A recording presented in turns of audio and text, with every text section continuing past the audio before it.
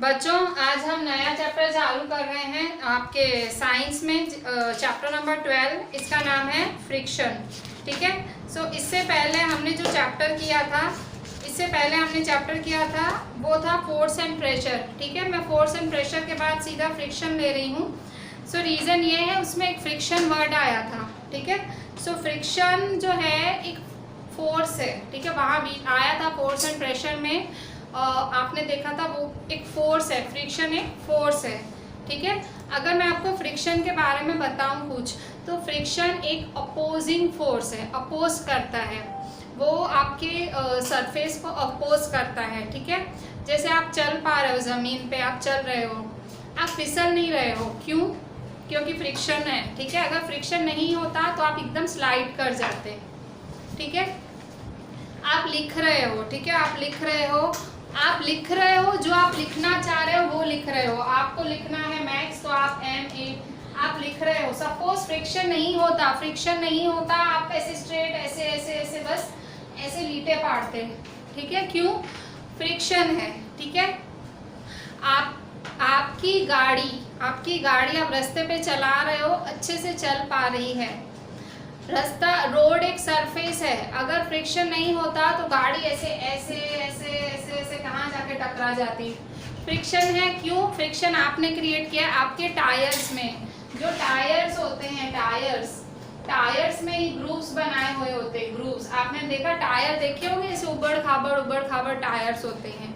Grooves बने होते हैं टायर्स के अंदर, ताकि रोड को फ्रिक्शन दे सके। भाई फ्रिक्शन दे तो भाई आपकी गाड़ी भाई फिसले ना। ठीक है। स्लिपरी ना हो, स्लिप ना हो जाए। ठीक है। तो दैट इज फ्रिक्शन। ठीक है। फ्रिक्शन कई जगहों पे अच्छा होता है। Friction is a good. Friction को नेसेसरी इविल कहा जाता है। नेसेसरी इविल, जरूरी शैतान। ठीक है। नेसेसरी जरूरी, ये बहुत जरूरी है। आप फिसलो नहीं, वो इसलिए जरूरी है।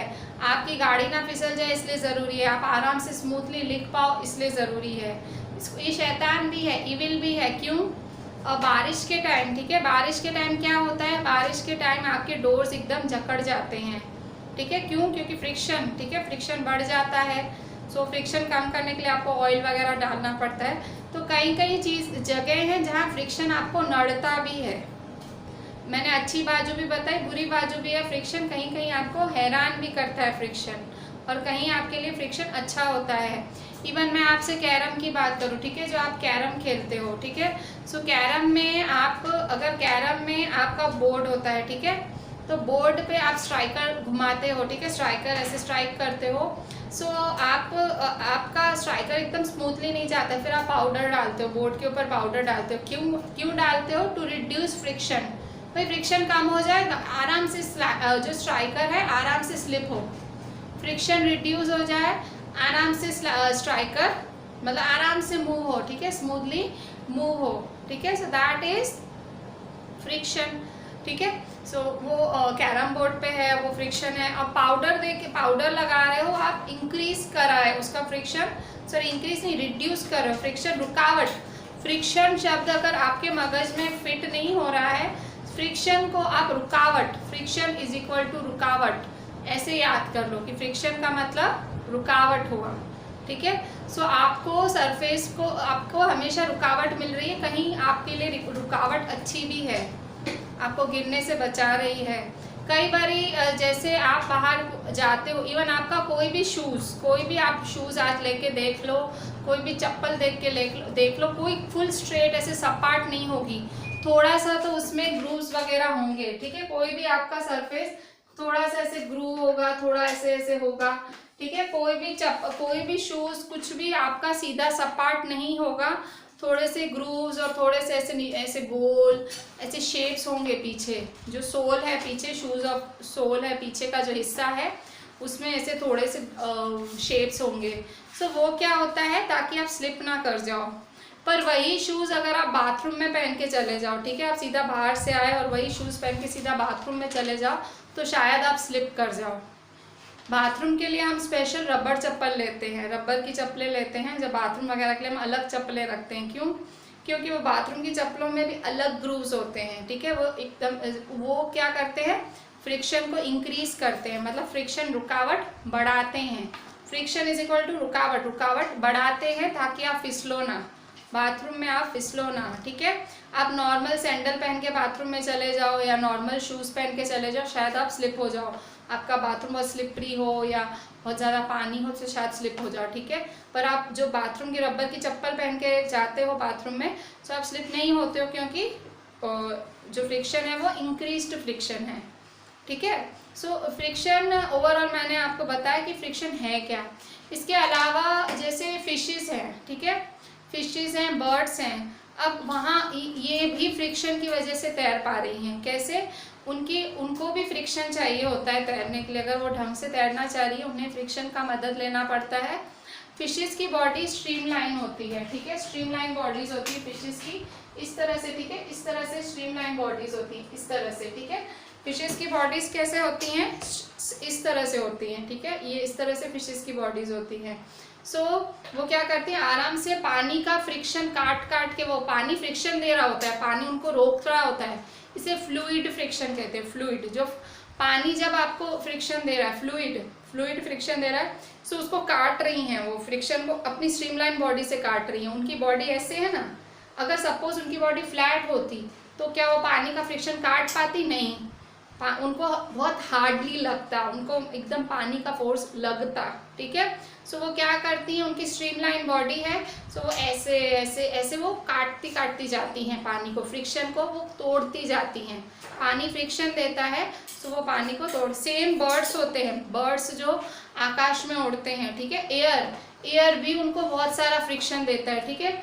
एयर भी, हवा ऐसे उनको हार्ड हिट करती, तो पर बर्ड्स की भी बॉडी स्ट्रीमलाइन होती है। आप देखेंगे बर्ड्स भी कुछ ऐसे होती है, ठीक है, मुझे ड्रॉ नहीं करना आता है, मैं ड्राइंग टीचर नहीं हूँ, पर बर्ड्स की बॉडी भी इसी तरह से स्ट्रीमलाइन ही होती है, ठीक है, इसी तरह से कुछ बॉडी होती है। सो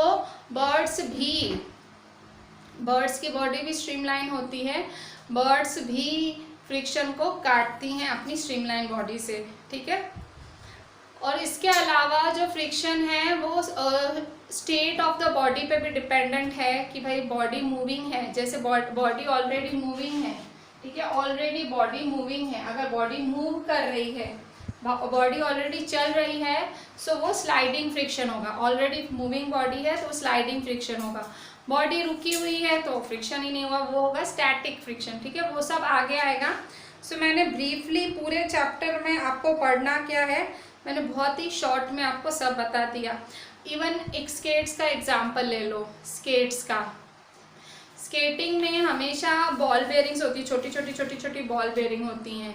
वो भी क्यों होती हैं? और फ्रिक्शन कम करने के लिए होती हैं, ताकि आपकी स्केटिंग स्मूथली चल पाए, ठीक है। अगर वो बॉल बेयरिंग्स छोटी छोटी आपकी स्केटिंग के अंदर नहीं होती, सो आप एकदम मतलब रुक के चलते, 2-2 मिनट में स्केटिंग रुकती, ठीक है। सो फ्रिक्शन बहुत ज़रूरी है, it is a necessary evil, ठीक है। इवन आप अपना हाथ डाल, आप है ना, आप देखो जो डाइवर्स होते हैं, डाइवर्स, ठीक है, जो स्विमर्स डाइवर्स होते हैं, ठीक है, अगर वो डाइवर्स हैं, वो डाइवर्स DIVERS, ठीक है, जो तैराक होते हैं, जो नदियों में डाइव करते हैं, सो आप हमेशा देखोगे वो ऐसे हाथ ऐसे सिखाया जाता है कि जब आप डुबकी मारो तो ऐसे करके ऐसे डुबकी मारो। मतलब ये क्या करते हैं, जो फ्रिक्शन, जो पानी इतना ज़्यादा अपना फ्रिक्शन, फ्लूइड फ्रिक्शन डालने वाला है, वो उसको काटते हैं, स्ट्रीमलाइन कर देते हैं। सपोज वो हाथ ऐसे करके डूबे, ऐसे करके, सो सारा पानी उनको ऐसे एकदम हिट करेगा, एकदम उनको बहुत दर्द होगा, ठीक है, वो डूब तो जाएंगे अंदर। भाई डाइवर क्या करते हैं, सीधा स्ट्रेट डुबकी मारते हैं, डाइवर्स होते हैं, DIVERS, ठीक है। सो पर अगर वो ऐसे हाथ करके, मतलब एक स्ट्रीमलाइन पोजीशन बना रहे हैं बॉडी की, ऐसे जाते हैं, कभी भी वो ऐसे नहीं जाते। इवन ये आप ऐसे एक्सपेरिमेंट अपने घर पे ट्राई भी कर सकते हो। पानी से भरा बकेट लो, ठीक है, आप ऐसे हाथ सीधा डालने दो तो आप पानी थोड़ा रोकेगा आपको, पानी एक आपको रोकेगा, पर जब आप हाथ ऐसे जाने दोगे, ठीक है, ऐसे स्ट्रीमलाइन पोजीशन से, सीधा पानी काट के अंदर चला जाएगा आपका हाथ, मतलब पानी को एकदम चीरता हुआ अंदर जाएगा, ठीक है। सो स्ट्रीमलाइन बॉडीज फ्रिक्शन को काटती हैं, ठीक है, और हमारे लिए अच्छा रहता है। सो ये था ओवरऑल चैप्टर। सो नाउ हम हमारे NCERT में से हम समझते हैं ये चैप्टर को, ठीक है। सो जैसे ही चैप्टर स्टार्ट हो रहा है चैप्टर स्टार्ट होते वो एक आपको एक बात कही गई है कि भाई आपने देखा होगा कि कोई कार, अच्छा ये जो चैप्टर है ये आपका पेज नंबर 46 पे स्टार्ट हो रहा है, आपकी NCERT chapter 12 starting from page number 46 of your NCERT. ठीक है, सो आपने देखा होगा कि ड्राइवर जो होता है कार का, ट्रक का, वो हम अपनी जो ट्रक है कभी भी ट्रैफिक सिग्नल आता है वो स्पीड कम कर देता है। आपने भी बाईसाइकिल की स्पीड कम की होगी ब्रेक्स की मदद से, ब्रेक, ठीक है, ब्रेक लगाते हो जब भी हमें अपनी स्पीड कम करनी होती है व्हीकल की, ट्रक वाले को, या इवन आपको अपनी साइकिल की भी, आप क्या अप्लाई करते हो, ब्रेक। ठीक है, तो आपने कभी सोचा है कि आपने ब्रेक लगाई और व्हीकल की स्पीड कम हो गई, ऐसा क्यों? खाली व्हीकल्स ही नहीं, कोई भी ऑब्जेक्ट किसी भी सरफेस पे चलता है, जब तक उस पर कोई आप फोर्स ना लगाओ, बाहर का फोर्स ना लगाओ, वो कम हो जाता है। व्हीकल्स ही नहीं, कोई भी ऑब्जेक्ट किसी भी सरफेस पे चलता है किसी और ऑब्जेक्ट के, वो स्लो हो जाता है when no external force is applied on it, और फाइनली वो स्टॉप हो जाता है। एक मूविंग बॉल देखा होगा ग्राउंड पे, कुछ टाइम के बाद वो रुक जाता है। और आप कभी चलते हो और बनाना का पील पड़ा हो, आप फिसल जाते हो। ठीक है, फिर आपने देखा होगा कि एक एकदम चिकना फ्लोर हो, एकदम मार्बल, एकदम चिकना फ्लोर हो, स्मूथ फ्लोर हो, गीला फ्लोर हो, आप बहुत मुश्किल से चल पाते हो। सो ये सब क्वेश्चंस के आंसर आपको इस चैप्टर में मिलेंगे। ठीक है, क्यों आप बनाना पील से स्लिप हो जाते हो, क्यों आपके लिए पॉसिबल नहीं है एक स्मूथ सरफेस पे चलना, क्यों आप फिसल जाते हो किसी स्लिपरी सरफेस पे, और मूविंग बॉल, एक बॉल चलते चलते रुक क्यों जाती है, क्यों वो चलती ही नहीं रहती है नॉन स्टॉप। सो ये सब आप पढ़ोगे। सो सबके कारण है फोर्स ऑफ फ्रिक्शन। ठीक है, तो आप इसके लिए एक्टिविटी दी गई है 12.1 पे, एक बुक पड़ी हुई है, एक टेबल पे बुक है, टेबल पे। सो उस बुक को आपको जेंटली पुश करना है। ठीक है, सो आप इसे इस तरह से, एक बुक पड़ी हुई है टेबल पे और आपको उसको ऐसे जेंटली ऐसे पुश करना है। ठीक है, सो आप मतलब इसको ऐसे पुश करो, ऐसे पुश कर रहे हो और थोड़ा टाइम बाद उसको रोक दो। ठीक है, so you observe that it stops after moving for some distance. तो आपने ऐसे पुश किया बुक को तो कहीं जाके रुकेगी, ऐसे नहीं नॉन स्टॉप चलती रहेगी। भाई आपने धक्का दिया, आप महान हो, बाहुबली हो, तो बस निरंतर चलती रहेगी, बुक कहीं रुकेगी। ठीक है, फिर अगर भले आप इस डायरेक्शन में इसको ऐसे धक्का मारो तो भी वो कहीं जाके रुकेगी। ठीक है, सो आप मतलब क्यों रुकी, आपने तो फोर्स लगाया था, आपने तो पूरा फोर्स लगाया था, पर वो कहीं जाके क्यों रुकी? बिकॉज उस पर एक अपोजिंग फोर्स भी एक्ट कर रहा था जिसका नाम है फोर्स ऑफ फ्रिक्शन। उस पर एक अपोजिंग फोर्स भी उस पर लगा जिसका नाम है फोर्स ऑफ फ्रिक्शन। ठीक है, सो आपने देखा कि भाई अगर आप फोर्स अप्लाई कर रहे हो लेफ्ट में, ठीक है, अगर आप फोर्स अप्लाई कर रहे हो लेफ्ट में, सो आप फ्रिक्शन आपको मिलेगा राइट पे। हमेशा फ्रिक्शन फोर्स ऑपोजिट डायरेक्शन में एक्ट करता है। मतलब अगर आप किसी चीज़ पे ऐसे फोर्स लगा रहे हो तो फ्रिक्शन ऑपोजिट डायरेक्शन में आएगा। कोई चीज़ ऐसे जा रही है तो ऐसे फ्रिक्शन आएगा। ठीक है, उल्टा कोई चीज़ ऐसे जा रही है तो फोर्स ऑफ फ्रिक्शन ऐसे आएगा, कोई चीज़ ऐसे आ रही है तो फोर्स ऑफ फ्रिक्शन ऐसे आएगा। ठीक है, सो हमेशा जो फोर्स ऑफ फ्रिक्शन है वो आपके डायरेक्शन के फोर्स ऑफ, जो आपका फोर्स है उसके ऑपोजिट डायरेक्शन में ही एक्ट करता है फ्ोर्स ऑफ फ्रिक्शन। सो तो हमेशा आपका जो फोर्स है, आपका जो अप्लाइड फोर्स है, फोर्स ऑफ फ्रिक्शन हमेशा उसके ऑपोजिट डायरेक्शन में एक्ट करता है। सो आपने जो ऊपर एक्टिविटी देखी, सो जो फोर्स ऑफ फ्रिक्शन किसके किसके बीच में है, बुक के और टेबल के बीच में। कहाँ फ्रिक्शन बना, बुक के, ये बुक थी और ये टेबल थी। दो सरफेसेस चाहिए होते हैं फ्रिक्शन के लिए। सो एक है ये बुक, दूसरी है टेबल। सो इन दोनों के बीच में ये दो सरफेसेस के बीच में फ्रिक्शन आया। ठीक है, सो सभी सरफेसेस के बीच में क्या ऐसे ही फ्रिक्शन होता है? तो हर सरफेस के बीच में अलग अलग तरह से फ्रिक्शन होता है, ठीक है। स्मूथ सरफेस ज़्यादा होगा तो ज़्यादा फ्रिक्शन होगा, कम होगा तो कम होगा फ्रिक्शन, ठीक है। सो अच्छा, अब नीचे आए पेज नंबर 147 पे, ठीक है। 147 पे भी ऐसे एक एक्टिविटी दी हुई है। कह रहा है एक स्ट्रिंग बांधो, एक डोरी जैसा कुछ बांधो ब्रिक पे, और उस ब्रिक को अपनी तरफ लाने की कोशिश करो, ठीक है। और आपको थोड़ा फोर्स लगाना पड़ेगा, मतलब जब मूव करने लगे, वो ब्रिक जब मूव करने लगे तो आप जल्दी से रीडिंग नोट कर लो, तो आपको पता लग जाएगा कि आपको जितना आपको दम लगाना पड़ा वो आपको फोर्स ऑफ फ्रिक्शन बताएगा, ठीक है। अब आप एक पॉलीथीन लपेट दो, उस ब्रिक के ऊपर पॉलीथीन लपेट दो और फिर से आप वही एक्टिविटी करो, तो आप देखो कि क्या आपको कुछ चेंज आया। मतलब ऑब्वियसली ब्रिक को खिसकाना एक डोरी से बहुत ज़्यादा आपको प्रेशर लगा होगा, फोर्स बहुत लगाना पड़ा होगा, मतलब फोर्स ऑफ फ्रिक्शन बहुत ज़्यादा दे रही है ब्रिक आपको। पर जब आपने उस पर पॉलीथीन चढ़ा दी, और पॉलीथीन वाला सरफेस क्या होता है, एकदम स्लिपरी टाइप होता है, ठीक है। सो वो एकदम आराम से खिसक के आ गई होगी, ठीक है।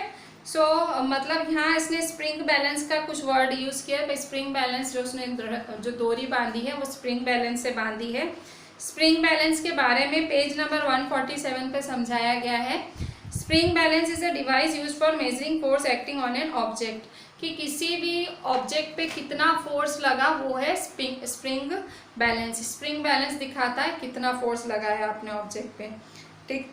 अच्छा, फिर एक्टिविटी 12.3 भी एक दिखाई गई है पेज नंबर 147 पे। Make an inclined plane on a smooth floor और on a table, you may use a wooden board supported by bricks और books. Put a mark with the pen at any A on the inclined plane. Now let the pencil shell move down from this point. Does it move on the table?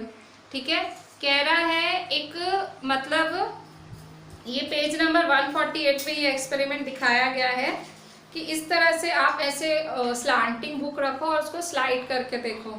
सो वहाँ पे भी आपको पता लगेगा कि भाई friction किस तरह से। आप बीच में रुकावट रखो, बीच में कुछ रुकावट रख दो और ऐसे स्लाइड करके देखो, जहाँ रुकावट होगी वहाँ चीज़ रुक जाएगी या थोड़ी सी आगे जाएगी, और जहाँ अगर रुकावट नहीं होगी, आपने दूर रुकावट रखी होगी, चीज़ उतनी आगे जाएगी। कोई रुकावट नहीं होगी तो एकदम स्मूथ चली जाएगी, ठीक है।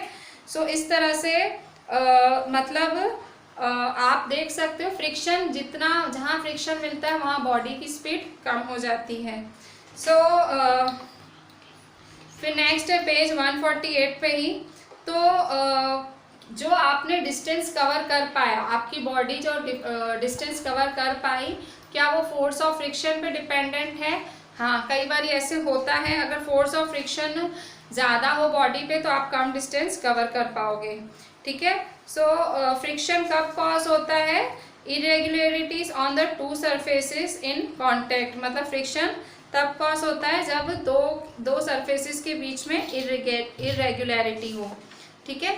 सो फ्रिक्शन, जो सरफेसेस आपको स्मूथ लगते हैं, आपको देखने में ऐसे लगता है बिल्कुल सीधा सपाट सरफेस है, पर उसमें भी इरेगुलरिटीज होती हैं। एक सरफेस में इरेगुलरिटी है, दूसरे में इरेगुलरिटी है, सो ये दोनों मिलके फ्रिक्शन ही बना देते हैं, लॉक करते हैं एक दूसरे को, वो रोकते हैं, ठीक है। सो we have to apply a force to overcome on rough surface there are large number of, so ये irregularity मतलब एक सरफेस है उसमें अपनी irregularity है, दूसरा सरफेस है उसमें अपनी irregularity है।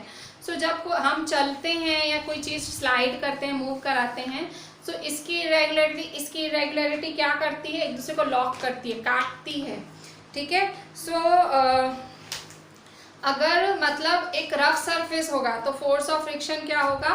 बहुत ज़्यादा होगा, रुकावट बहुत ज़्यादा होगी। ऑब्वियसली रफ सरफेस है तो वो ज़्यादा रोकेगा, स्मूथ सरफेस है उसमें फोर्स ऑफ फ्रिक्शन कम होगा, ठीक है। सो आपको ये, अगर आप चाह रहे हो, ठीक है, आप चाह रहे हो कि भाई फोर्स ऑफ फ्रिक्शन आपको कम से कम मिले, अब कहीं आप कह रहे हो फोर्स ऑफ फ्रिक्शन कम मिले, देखो जैसे आप व्हीकल चलाते हो तो आप टायर्स कैसे हाईली ग्रूव्ड, इतना महंगे महंगे टायर्स डलवाते हैं कारों में, कारें चूज करते हैं तो टायर्स भी देखते हैं कि भाई बहुत ग्रूव्ड हो कि एक्सीडेंट ना हो, फ्रिक्शन मिलता रहे, इसलिए तो ये टायर्स जल्दी जल्दी घिस जाते हैं, ठीक है, कितनी जल्दी जल्दी बदलने पड़ते हैं, क्योंकि उनको जो रोड का सरफेस है वो बहुत फ्रिक्शन देता है।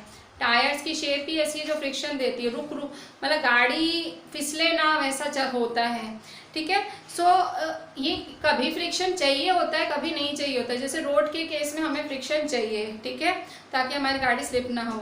अब जैसे आप सोचो ये एक्टिविटी इन्होंने पेज 149 पे दी है आपको, ठीक है, 149 पे एक एक्टिविटी दी है, फिगर 12.6 है, ठीक है। सो फिगर 12.6 में इन्होंने क्या एक्टिविटी दी है आपको, इन्होंने बोला है कि भाई अगर जैसे कि एक बड़ा बॉक्स है, ठीक है, एक बड़ा बॉक्स है और उस बड़े बॉक्स को आप कर रहे हो, आपको धक्का देना है बहुत, मतलब समझो मैं जितनी हूँ, मेरी हाइट जितनी है उतनी हाइट का मेरे सामने बॉक्स पड़ा है, ठीक है।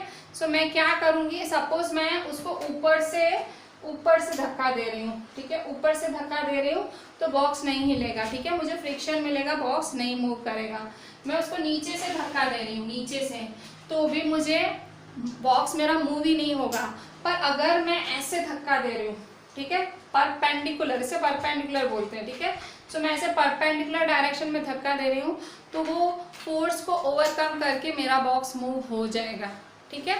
सो ये कंडीशन है, अगर मैं फोर्स को फ्रिक्शन को ओवरकम करना चाह रही हूँ, so force should be applied in the direction perpendicular to the surface, ठीक है, परपेंडिकुलरली आपको फोर्स अप्लाई करना पड़ेगा, ठीक है। सो फिर पेज 149 पे फ्रिक्शन अननेसेसरी इविल, ठीक है भाई, फ्रिक्शन एक ज़रूरी इविल है, मतलब फ्रिक्शन होना चाहिए, क्योंकि अगर फ्रिक्शन ना हो तो प्रॉब्लम हो सकती है। अच्छा, इससे पहले हमने इतना सारा किया, हम थोड़ा सा इससे रिलेटेड क्वेश्चन आंसर्स लिख लेते हैं, ठीक है।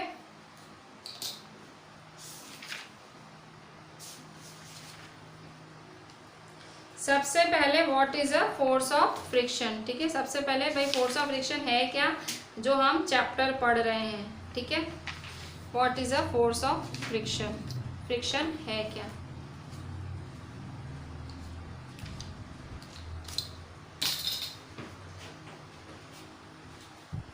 हमने अभी तक इतनी सारी एक्टिविटीज देखी जिसमें हमने देखा कि भाई फ्रिक्शन किस तरह से आपको रुकावट देता है, किस तरह से वो आपको रोकता है कि भाई आप आगे जाने से आपको रोकता है। फिर आपने इतने केसेस देखे जिसमें आपने देखा फ्रिक्शन अच्छा है, जैसे रोड्स पे फ्रिक्शन है तो अच्छा है, ठीक है, लिखने में फ्रिक्शन है तो अच्छा है, पर कहीं कहीं ये फ्रिक्शन आपको अच्छा नहीं लगता, ठीक है। जैसे कि मैंने कहा मुझे मूव करनी है एक बॉडी तो मुझे बहुत ज़्यादा देखना पड़ा, ठीक है। सो परपेंडिकुलर फोर्स अप्लाई किया तो जाके तो मूव हुई, ब्रिक थी नहीं मूव हो रही थी।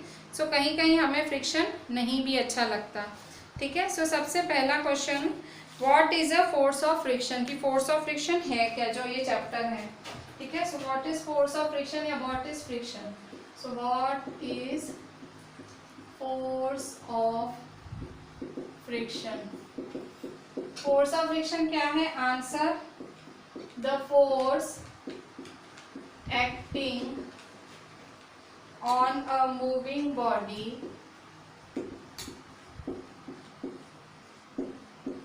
which is equal and opposite to the direction of motion is called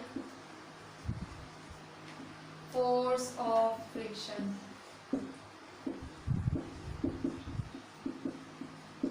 ठीक है। फिर सेकंड है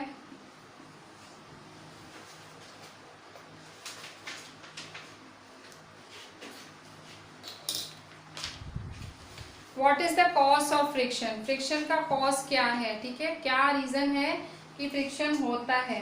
so what is the cause,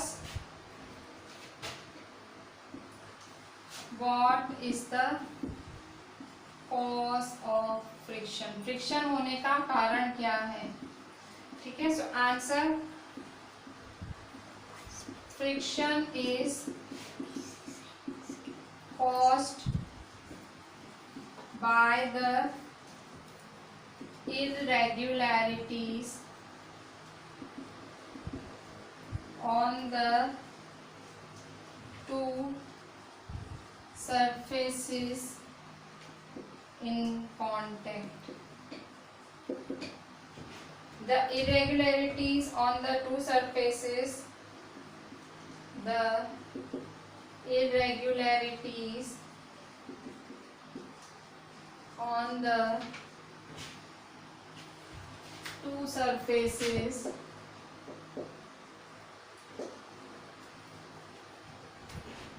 lock into one another, lock into one another. ठीक है, ये जो irregularity है एक दूसरे को लॉक कर देती हैं, lock into one another due to interlocking, due to interlocking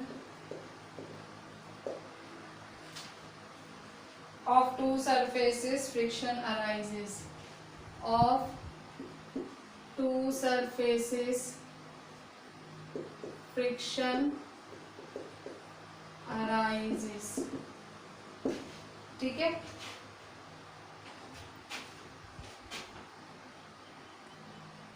फिर एक और क्वेश्चन लिखते हैं, what is a spring balance. ठीक है, जो था हमने बीच में देखा स्प्रिंग बैलेंस क्या है. ठीक है, so define spring balance.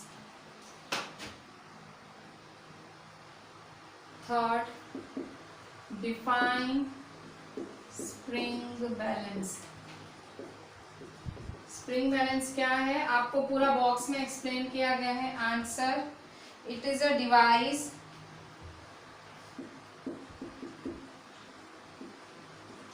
used for measuring the force acting on an object. ठीक है, ये एक डिवाइस है जो मेजर करती है कि फोर्स कितना लगा. ठीक है, सो इसके बाद फ्रिक्शन मैंने आपको बताया था कि फ्रिक्शन, जैसे अभी मैंने लास्ट में आपको एक हैवी बॉक्स का एग्जाम्पल दिया. ठीक है, सो मैंने लास्ट में एक एग्जाम्पल दिया आपको. सो उस एग्जाम्पल में, ठीक है, मैंने आपको एक हैवी बॉक्स का एग्जाम्पल दिया. ठीक है, सो देखो इसमें क्या था कि जब आपने हैवी बॉक्स मूव किया, ठीक है, सो देखो अगर आपको बिल्कुल स्टार्टिंग से आप देखो बहुत भारी, आपके घर में ना एक बहुत भारी तिजोरी उतरी है. ठीक है, अलमारी नहीं होती लोखंड की, घर में बहुत तिजोरी भारी उठी है. ठीक है, सो आपके जितने भी आप घर के मेंबर्स हैं, 3 मेंबर 4 मेंबर सब लग गए. अब आपका पहला फोर्स, आपका फुल फोर्स कैसे लगेगा, पहले वो अलमारी जो रेस्ट पोजीशन मतलब जो रुकी हुई पोजीशन पे अलमारी है उसको मूव करने में सारे घर का फोर्स लग जाएगा. एक बार थोड़ा वो चल गई ना, फिर आप फटफट ऐसे खसेड़ते जाओगे. ठीक है, पर अगर समझो चलती हुई अलमारी है, ठीक है, वो कोई चलाता हुआ आ रहा है, कोई ऐसे 2-3 जने ऑलरेडी चलाते हुए आ रहे हैं अलमारी, और आपको बोलते चलो हाथ दो जल्दी. सो ऐसे चलती हुई अलमारी को तो आप आराम से, क्योंकि चल ही रही है, फोर्स कम लगेगा. ठीक है, सो आपने देखा कि अगर रेस्ट पोजीशन पे ऑब्जेक्ट है तो फोर्स ऑफ फ्रिक्शन वो ज़्यादा देता है, मतलब मूव करने में मुश्किल होता है. ठीक है, पर अगर वो जो ऑब्जेक्ट है थोड़ा सा स्लाइडिंग है, ऑलरेडी वो चलता हुआ आ रहा है, तो आपको जो फोर्स ऑफ फ्रिक्शन है वो कम पड़ता है, तो आप आराम से वो मूव कर लेते हो. ठीक है, सो इस तरह से स्टैटिक फ्रिक्शन और सॉलिड फ्रिक्शन है. ठीक है, स्टैटिक और स्लाइडिंग फ्रिक्शन. ठीक है, सो हम वो भी देख लेते हैं, स्टैटिक और स्लाइडिंग क्या है उसकी भी डेफिनेशंस देख लेते हैं. ठीक है, सो फ्रिक्शन के टाइप्स, तो सबसे पहले स्टैटिक फ्रिक्शन क्या होता है. ठीक है, so static friction, for static word ही क्या, स्टैटिक वर्ड कहाँ से आया, स्टेशनरी मतलब रुका हुआ, रेस्ट पे. ठीक है, so define static friction. Define static friction. Static friction क्या है आपका? The force required to overcome friction at the instant an object starts moving from rest. Rest से मूव कराने में फ्रिक्शन लगता है। The force required to overcome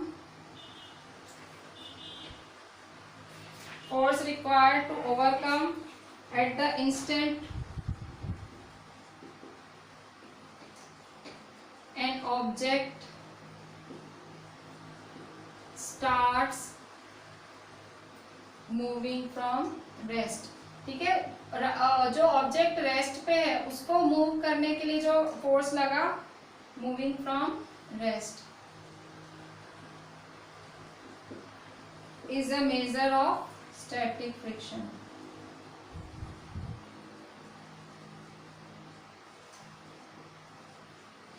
इसको आप फ्रिक्शन का एक टाइप भी बोल सकते हो। स्टैटिक फ्रिक्शन एक टाइप है फ्रिक्शन का। एक और टाइप है फ्रिक्शन का जिसका नाम है स्लाइडिंग फ्रिक्शन। ठीक है, so what is a sliding friction? So मैंने अभी अभी बताया कि ऑलरेडी स्लाइड करी हुई बॉडी आ रही है, सो आपका जो फोर्स ऑफ फ्रिक्शन है वो कम अप्लाई होगा, कम लग रहा होगा और आपका फोर्स भी कम लगेगा। ठीक है, so next question is 5th number, define sliding friction. Define sliding friction. Sliding friction क्या है? Answer, the force required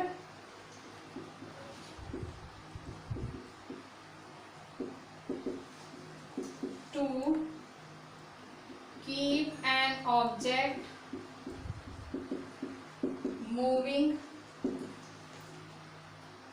with the same speed।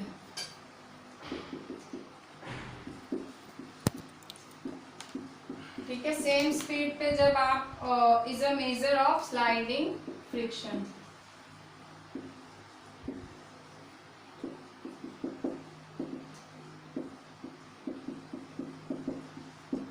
ये जो स्लाइडिंग फ्रिक्शन है वो स्टैटिक फ्रिक्शन से थोड़ा कम होता है। जितना कम उतना ज़्यादा स्मूथ, मतलब बॉडी मूव करेगी। ठीक है, so sliding friction is slightly less than the moving static friction. Rolling friction क्या होता है? डिफाइन रोलिंग फ्रिक्शन, ये तीसरा है। Define rolling friction. ठीक है, सो रोलिंग फ्रिक्शन कौन सा फ्रिक्शन होता है?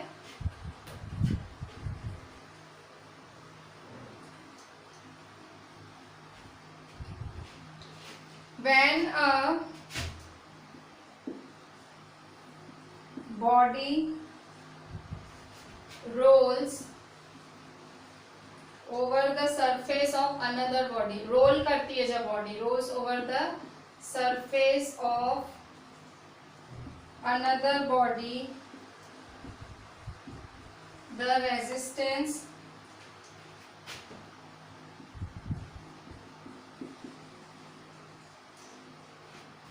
to its movement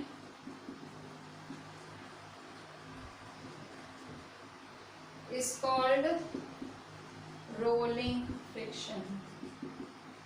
ठीक है, इससे भी फ्रिक्शन कम होता है। ठीक है, तो सबसे ज्यादा फ्रिक्शन कहाँ होता है? स्टैटिक फ्रिक्शन में। उससे थोड़ा कम होता है स्लाइडिंग में, स्लाइडिंग फ्रिक्शन। ठीक है, स्लाइडिंग फ्रिक्शन में थोड़ा सा फ्रिक्शन कम होता है और उसके बाद रोलिंग फ्रिक्शन में उससे थोड़ा सा और कम होता है। रोल मतलब बॉडी जब रोल करती है तो ऑब्वियसली आपको फ्रिक्शन कम, देखो रोल कर रही है बॉडी। ठीक है, जब रोल करती है तो ऑब्वियसली आपको फ्रिक्शन और कम हो जाता है। ठीक है, स्लाइड करते हो तो थोड़ा ज़्यादा फ्रिक्शन होता है, पर एकदम स्टैटिक रुकी हुई बॉडी है तो उसमें बहुत फ्रिक्शन अप्लाई होता है, आपको फोर्स ज़्यादा लगाना पड़ता है। ठीक है, नेक्स्ट क्वेश्चन है, what are the factors affecting the friction? Friction को क्या क्या फैक्टर्स अफेक्ट करते हैं? बहुत अच्छा क्वेश्चन है ये। Next question,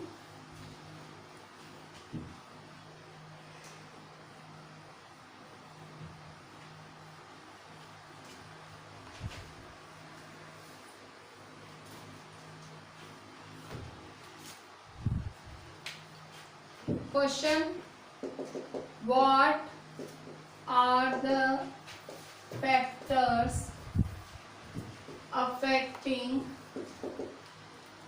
friction? फ्रिक्शन को कौन कौन से फैक्टर्स अफेक्ट करते हैं? सो आंसर, सबसे पहला, friction depends on the nature of surfaces in contact, मतलब दोनों सरफेसेस कैसे हैं, ठीक है, दोनों सरफेसेस कैसे हैं। तो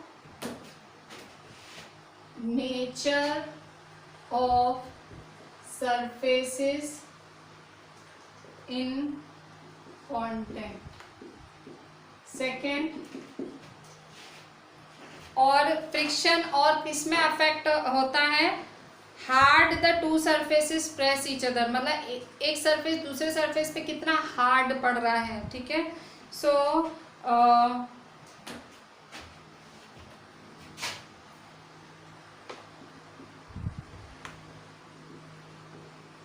हाउ हार्ड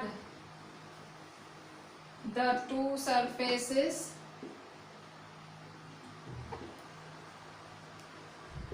press together, दो सरफेसेस कितना प्रेस करेंगे। Third, friction is independent of the area of contact, मतलब आप, अच्छा, मतलब एरिया कितना है उससे फ्रिक्शन को लेना देना नहीं है। फिसलेगा तो फिसलेगा, आप कहोगे इतना लंबा मैदान है फ्रिक्शन कम होगा, नहीं, लंबा है छोटा है, वो फिसलने वाली चीज छोटी जगह पे भी फिसलेगी, बड़ी पे भी। So friction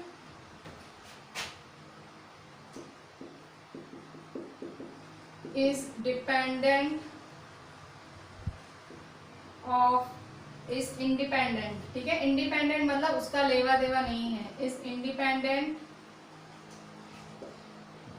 of the area of contact, ठीक है। Next, friction is more between rough surfaces, ठीक है, रफ सरफेसेस पे फ्रिक्शन ज्यादा होता है, and less in smooth surfaces, ठीक है, और स्मूथ सरफेसेस पे क्या होता है? कम, ठीक है। सो इस तरह से हमने आज पेज नंबर 149 12.3 के ऊपर तक पढ़ा, ठीक है, 12.3 के ऊपर तक हमने पढ़ा। और नेक्स्ट हम टॉपिक पढ़ेंगे फ्रिक्शन अननेसेसरी इविल, पर हम आज नहीं पढ़ रहे हैं वो टॉपिक। आपको आज कहाँ तक रीड करना है आपकी बुक में से? आपको आज आपकी बुक में से रीड करना है जहाँ से चैप्टर स्टार्ट हुआ 149 फ्रिक्शन अननेसेसरी इविल, वो हम नेक्स्ट टाइम डिस्कस करेंगे। उसके ऊपर तक आप रीड कर लेना, जो भी मैंने एक्सप्लेन किया आपको पता लगेगा। मैं एक आध और छोटे छोटे क्वेश्चंस आपको दिखा देती हूँ और कैसे हो सकते हैं, ठीक है। सो हमने जो टॉपिक पढ़ा उससे रिलेटेड ही है, ठीक है। सो एक और क्वेश्चन है, question, what is the direction of frictional force, ठीक है, ये भी बहुत अच्छा क्वेश्चन है। What is the direction of frictional force? So frictional force का डायरेक्शन क्या होता है? सो the direction is opposite to the motion. Answer, the direction of frictional force is opposite to the motion, ठीक है। फिर एक क्वेश्चन, एक ऐसा क्वेश्चन है, how many types of friction are there, तो मैंने पहले ही आपको लिखवा ही दिए हैं। सो 3 है, स्टैटिक, स्लाइडिंग और rolling. There are 3 types of friction, ठीक है। सो नेक्स्ट क्वेश्चन है,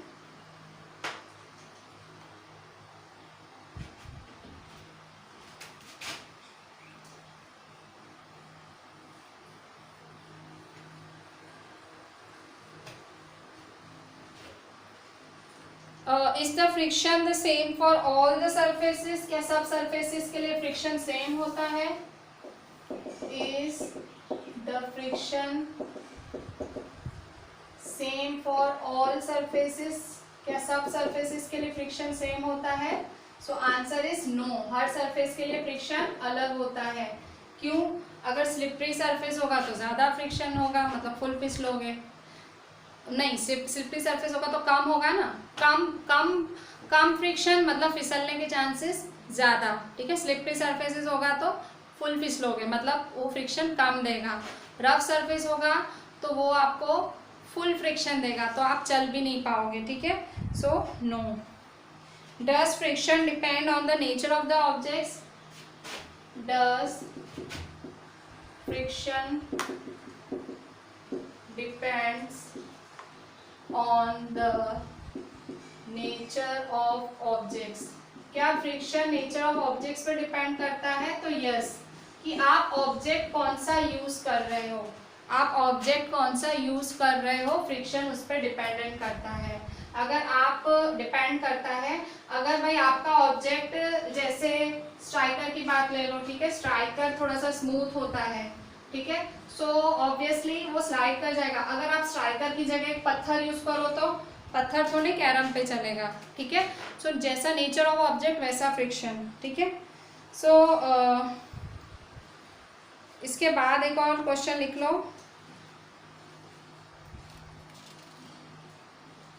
फ्लूइड्स क्या होते हैं? What are fluids? ये बहुत ही अच्छा क्वेश्चन है, ये मैंने जानबूझ के लिए आगे आने वाला है आपको, पर मैं आपको पहले ही बता दूं। What are fluids? फ्लूइड्स क्या हैं? सो फ्लूइड्स जो चीजें बहती हैं, ठीक है। सो पानी भी बहता है और हवा भी बहती है, याद रखना। फ्लूइड सिर्फ लिक्विड नहीं होता, वो गैस भी होता है, बहुत अच्छे से ये चीज़ याद रखना। अगर मुझे लिक्विड बोलना होता तो मैं लिक्विड ही लिखती, ठीक है, लिक्विड मीन्स वाटर, मैं लिक्विड ही लिखती। बट अगर if I am writing fluid, मतलब मैं गैस और लिक्विड दोनों की बात कर रही हूँ, ठीक है। So what are fluids? तो फ्लूइड्स क्या हैं? तो फ्लूइड्स आर बोथ